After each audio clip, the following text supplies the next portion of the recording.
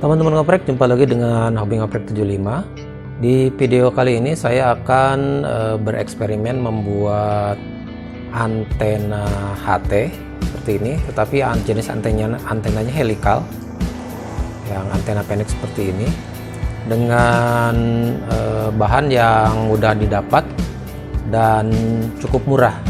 Nah, karena pembuatannya cukup mudah dan cukup cepat, sebelumnya saya akan memberikan gambaran kenapa kemudian saya ingin membuat eksperimen antena HT dari bahan yang murah dan mudah. Pertama, saya akan membandingkan dulu atau mengecek dulu dengan antena analyzer ini dengan Nano VNA. Sini ada 3 buah antena. Nanti antenanya akan saya cek melalui analyzer ini. Yang pertama, saya akan cek antena helikal bawaannya Perscom. Ini dulu udah lama banget, saya beli sekitar 700 ribuan. Dan kemudian ini HT segala umat Baopeng UP5R, harganya 250 ribuan. Dan ini adalah antena helikal stick seperti ini yang saya beli di toko sekitar 30 ribuan, dual band ya. Nggak tahu mereknya, di sini ada D antena tapi mungkin lokal ya. Nah, saya ingin mengukur seberapa SPR-nya. Kita mulai saja. Yang pertama dari Perscom dengan harga paketan yang lumayan sedang ya. Sebenarnya analisanya seperti apa, kita lihat. Saya pasang di 140 sampai 150 MHz. Kita seperti ini. Ini antenanya kita lihat. Oke. Di sini kelihatannya ini cukup bagus. Ini di 140 cukup rendah, 1,3 kalau kita miringkan seperti ini. Tetapi kalau kita berdirikan seperti ini justru hampir 1 ya, hampir 1. Oke, kita coba naikkan. Ini frekuensi 142 nya 1,4 masih bagus, lumayan. Ini 2,1 di frekuensi 145 ya. Oke, ini 2,2 SPR nya.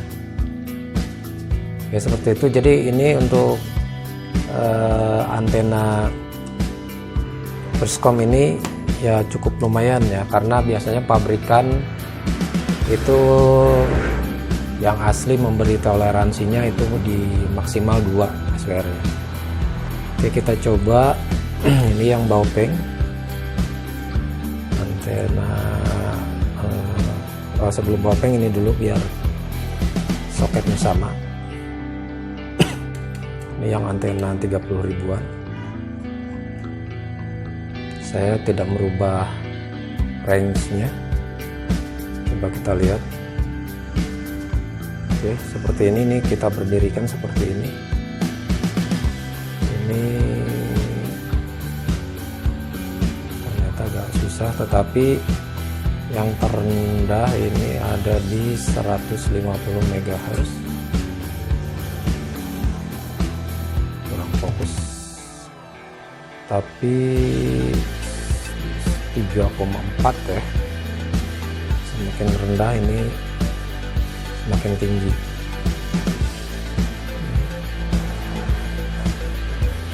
Rendah semakin tinggi, nah, tidak stabil. Ini di atas 4 ya, semakin ke sini. Di frekuensi manapun ini 140 masih tetap. Oke, jadi berantakan sekali.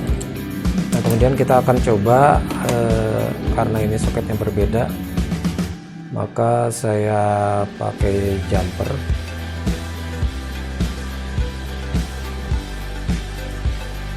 Seperti ini. Jangan lupa teman-teman, kalau teman-teman memakai kabel jumper seperti ini harus dikalibrasi dulu dengan kabelnya, karena kalau tidak dikalibrasi dengan kabelnya itu tidak akan akurat nantinya. Oke, kita lihat, kita berdirikan seperti ini. Karena ini hasil kalibrasi, maka saya recall dulu di oke, ini karena khusus maka seperti ini ya, saya pegang di kabelnya saja. Oke, ini hasilnya 140 nya 2,5.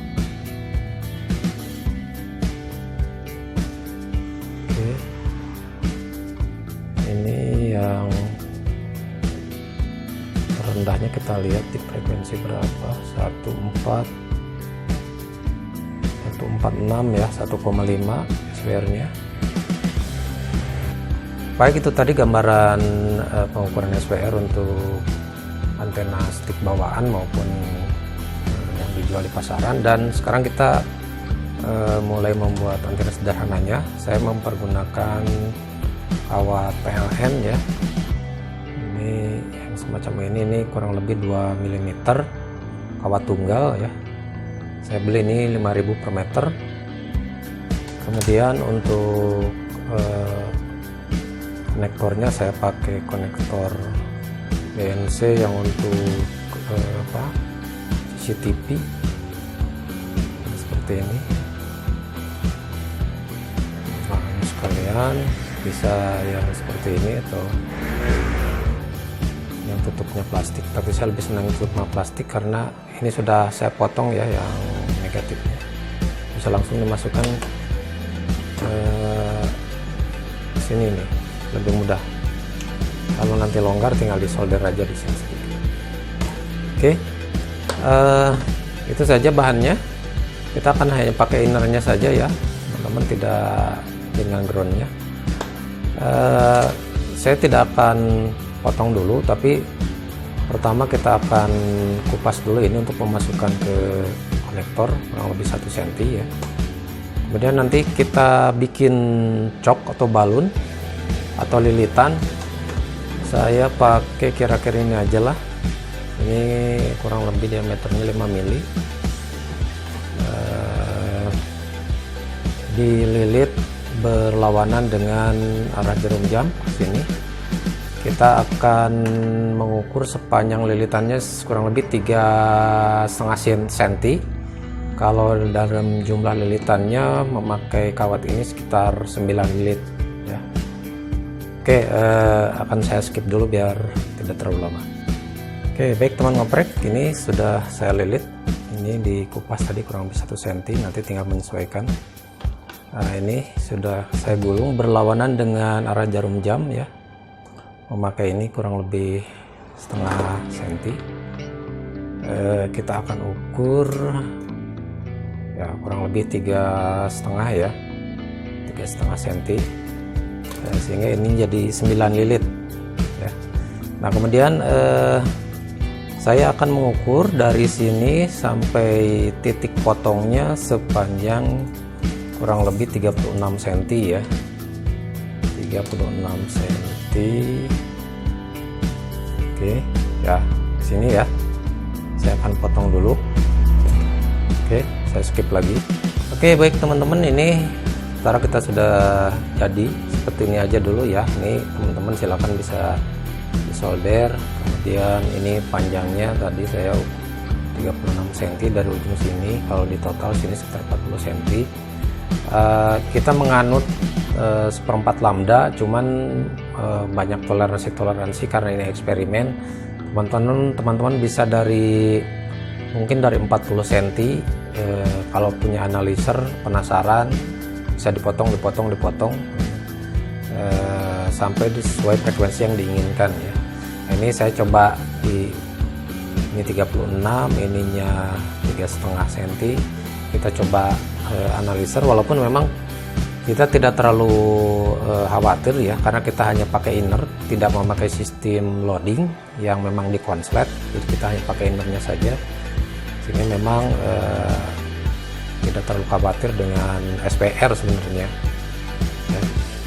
Dan kita coba lihat, nah seperti ini teman-teman sekalian. Ini kita fokus ya.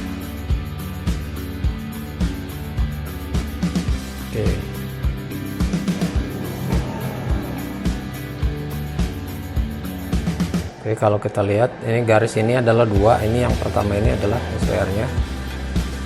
Jadi bisa masih mending daripada antena ini ya, yang kita beli di toko ini. Ini masih lebih bagus ini. Cukup ngeplet di dua SPR-nya seperti ini. Ini karena garis yang pertama ini adalah dua. Jadi ini masih cukup oke lah untuk sebuah antena buatan. Ini konektornya harganya 5 ribuan, ini mungkin kurang dari 5.000 ya, kurang dari 10.000 karena nggak nyampe semeter. Kalau dibanding ini kita beli 30.000 tapi SPR-nya tinggi juga ya. Seperti ini hasilnya teman-teman, nggak ngeplet, cukup lebar. Walaupun memang nggak tahu nih resistansinya atau impedasinya cukup tinggi ya. Pengaruhnya ke apakah bisa menurunkan power atau seperti kita coba ya, kita coba bandingkan ini pakai antena bawaan ngerisip ini.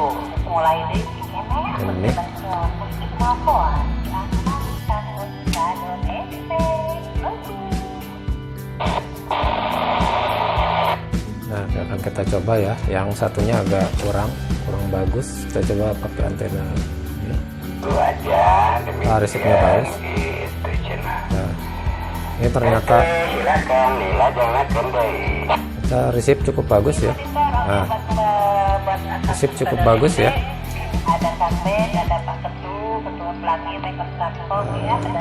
Bahkan tadi di sinyal yang kecil kita ganti pakai ini, resipnya jadi bagus.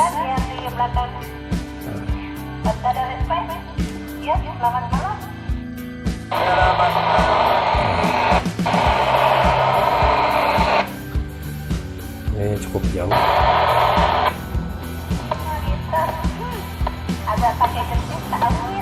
Oke. Jadi sementara itu ya eksperimennya teman-teman sekalian. Silakan teman-teman tidak usah takut untuk bereksperimen. Malahan kalau tidak punya analyzer atau SPR pun membuat antena seperti ini jangan takut, karena kita hanya memperkenalkan innernya saja, tidak memakai sistem loading konslet ya. Masih aman lah untuk dipakai di HT ya, dengan power maksimal HT kan rata maksimal paling 8 watt, dan ini sudah cukup bisa digunakan untuk sebuah antena darurat ketika kita memang tidak punya antena atau antena bawaan kita rusak. Oke, saya kira itu saja ya reviewnya kali ini. Mudah-mudahan ada manfaatnya. Kalau memang ini banyak salahnya, silakan para suhu tinggal dikoreksi saja, karena ini eksperimen saya. Kalau memang teman-teman mau mencoba, ya dipersilakan.